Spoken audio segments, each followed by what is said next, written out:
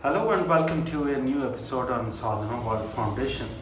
As you know, we care about crafting young lives. We present them stories drawn from our lessons in history and our folk tales, which are anchored on moral values. We think that these stories contain a tremendous amount of moral teachings which our young children and adults can inculcate in their lives and become stronger and better human beings. When we were small, in our schools, in our homes, we were told that if someone hits us, we don't have to hit the person back. We were told not to hurt others by our words or by action. Some of the evolved families and schools told us that not to bring thoughts in our minds which can hurt others. In our dreams, in our thoughts, we must not be thinking of hurting someone else. That was the teaching which all of us as small children were imparted in our schools and homes. However, as we started growing up, this thought has definitely crossed our mind. If this principle of non-violence still holds good. Let's dip into a couple of folk tales and our mythological stories and think about it. Once upon a time, in a village, a young man lost his father who was very rich. The father had left behind a lot of wealth for this young man. This young man was raised amidst lot of virtues in the family. He believed in helping many other people who did not have as much riches as he had. So he was extremely helpful. He used the wealth that his father had left behind to help many people around. Lot of people used to always surround him, people used to praise him, and he kept doing more and more in the name of charity. Over a period of time, he lost all his wealth because all of that got depleted by the process of giving away. He was busy garnering all the praise, aggregating all the appreciation that he could get from the society because he was giving away. Over a period of time, wealth is not permanent. Wealth gets depleted. So he became poor, and all the people who were surrounding him, appreciating him, praising him, were not to be found. So he was feeling very lonely, very sad. One day in his dream, he met an old man who told him to come to a banyan tree which is opposite the temple in the village. And he said that I would be sleeping under the shade of the banyan tree. You come there, you will find a stick there, and you take that stick, hit me so that I die, and you will find a lot of wealth as soon as I die. The man could not believe what he dreamt. He got up from his sleep.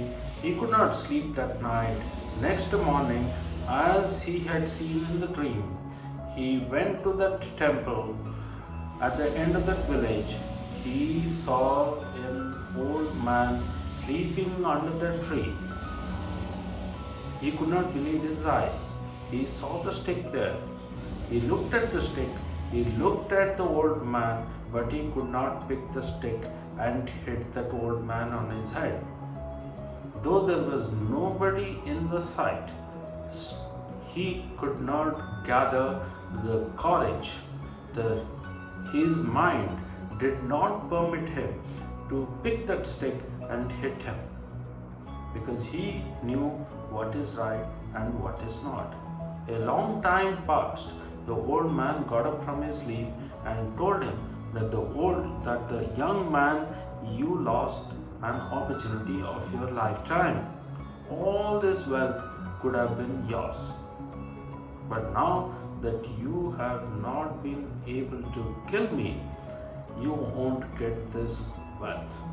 The young man said that I have been raised in a family where we have been told not to hurt others.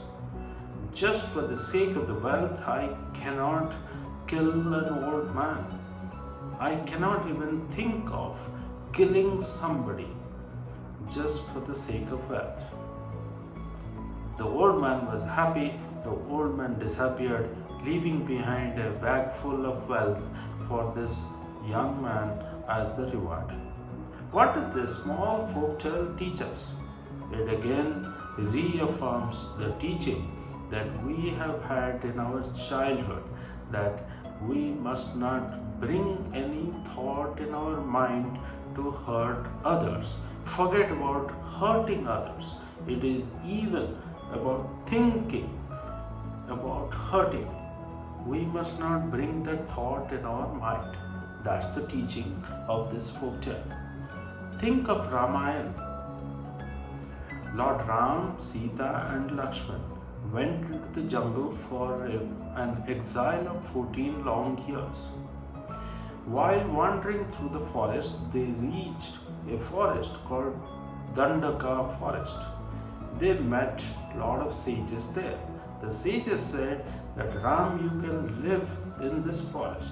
However, this forest is infested with a lot of demons who are continuously creating trouble for us. They are not letting us perform our meditation. They are not letting us do our yajna and all those spiritual practices.